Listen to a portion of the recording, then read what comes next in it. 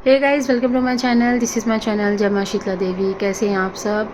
तो मैं बात करूंगी आज कि जब शक्ति आती है, आप किसी शक्ति को बुला रहे हो, किसी शक्ति की पूजा पाठ कर रहे हो, किसी शक्ति को इन्वोक कर रहे हो बिना गुरु के या गुरु के साथ, चाहे जो भी हो रीज़न हो, शक्ति परीक्षा लेती ही रहती है।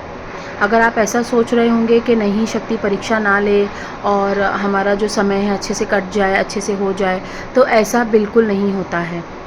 शक्ति आती है सबसे पहले आपके घर में, आपके आसपास में। वो आपको देखती है, आपके घर में सब सदस्यों को नोटिस करती है कि वो आपके प्रति कैसा व्यवहार करते हैं, आपके कर्म कितने अच्छे रहे हैं पहले से, कितने ख़राब रहे हैं, आपकी ज़बान कैसी है, आपका बात करने का स्वभाव कैसा है, आपके खान पान का स्वभाव कैसा है, आप सबको किस नज़र से देखते हैं। ये सारी चीज़ें शक्तियाँ देखती है आके। कोई शॉर्टकम नहीं है, ऐसा कोई शॉर्ट फॉर्मूला नहीं है।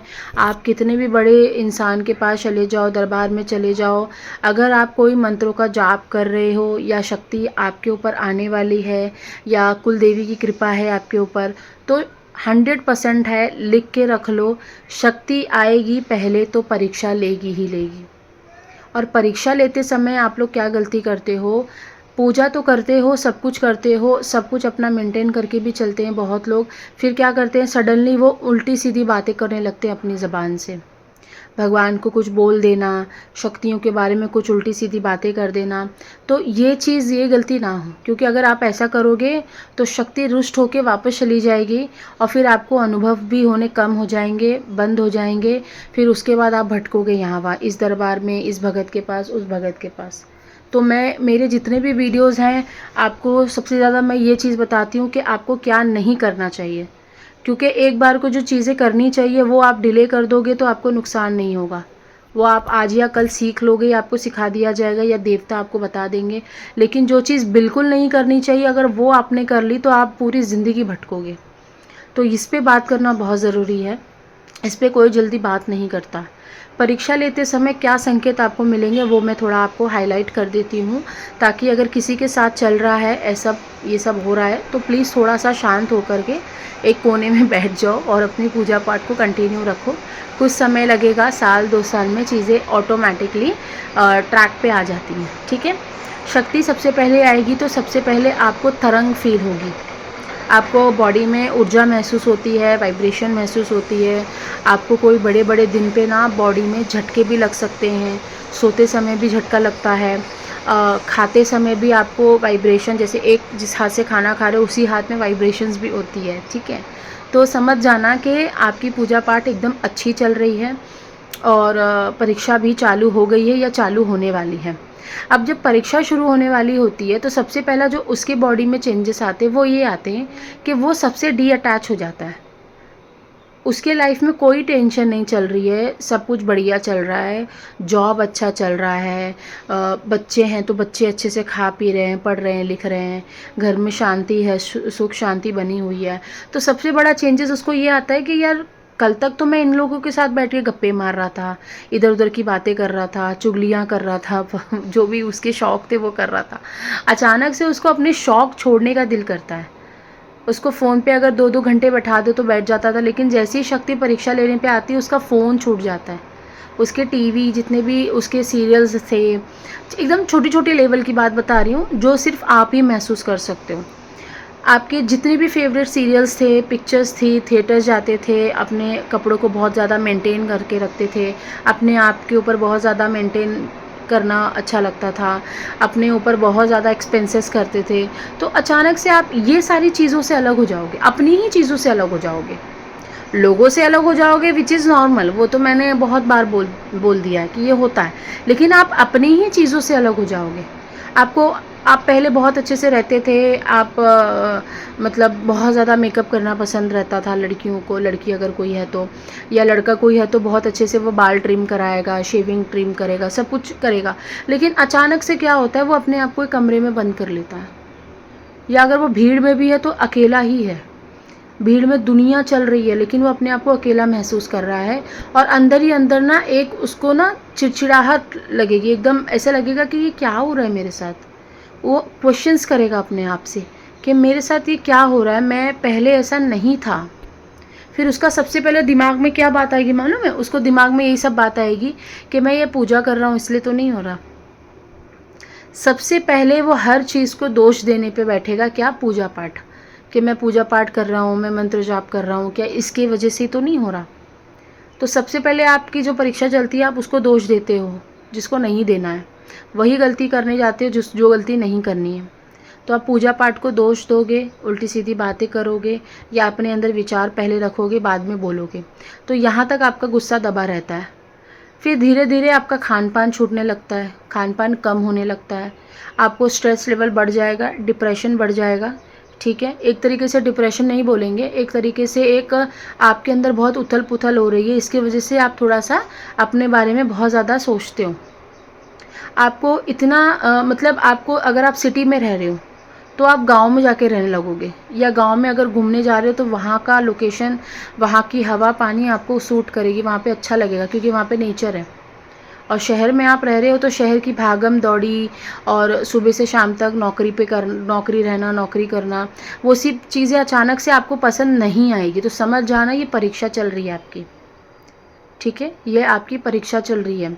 तो इस समय आपको बहुत अपने ऊपर कंट्रोल रखना है, जैसी चीज़ें चल रही हैं वैसे चलने दो, शांति से पूजा पाठ करो, और एक प्रेयर, एक अफर्मेशन आपको रोज़ करनी है कि जो भी गलती भूल चूक हुई है, माता रानी, बाबा, जिसमें भी आप बिलीव करते हो, उनको बोलना है कि माफ़ करो जो भी मुझसे गलती भूल चूक हुई है।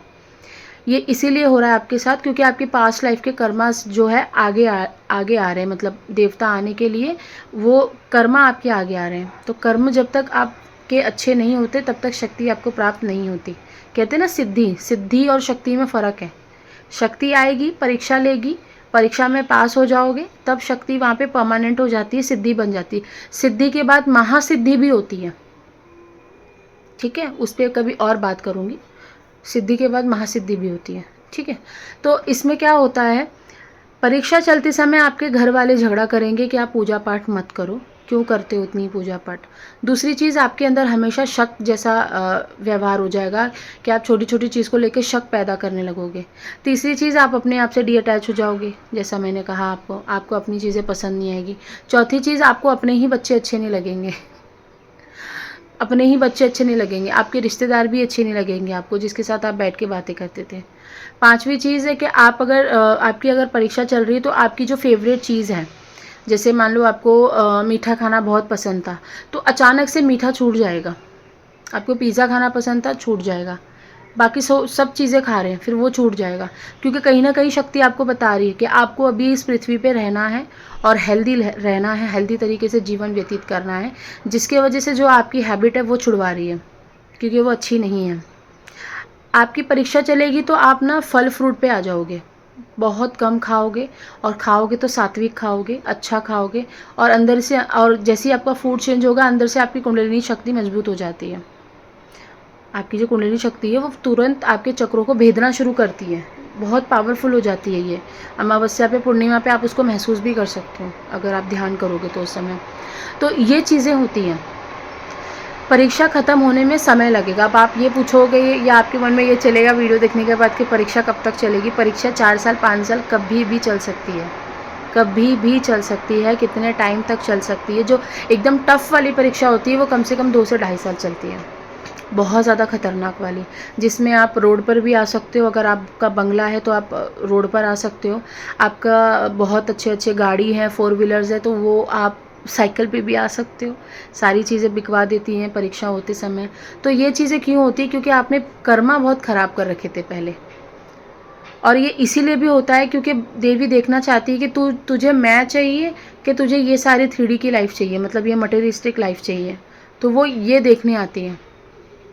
और उस समय आप ये बोल देते हो कि मुझे ये सब कुछ नहीं चाहिए, मुझे सिर्फ माँ चाहिए, मुझे सिर्फ माँ से मतलब है, मुझे सिर्फ देवी देवताओं से मतलब है, बस ख़त्म। यहाँ पे फिर आप BMW में घूम रहे होंगे तो आपके पास RR आ जाएगी कुछ टाइम के बाद, कुछ सालों के बाद। मतलब इतनी ज़्यादा मैं बता नहीं सकती, माँ इतनी ज़्यादा मेहरबान होती है अपने भक्तों के ऊपर। बस वो देखने आती कि तुम किस तरीके से उसको रखोगे, किस तरीके से उसकी सेवा करोगे, रिस्पेक्ट कैसे करते हो, कितने भाव हैं तुम्हारे अंदर, बस इसीलिए परीक्षा होती है।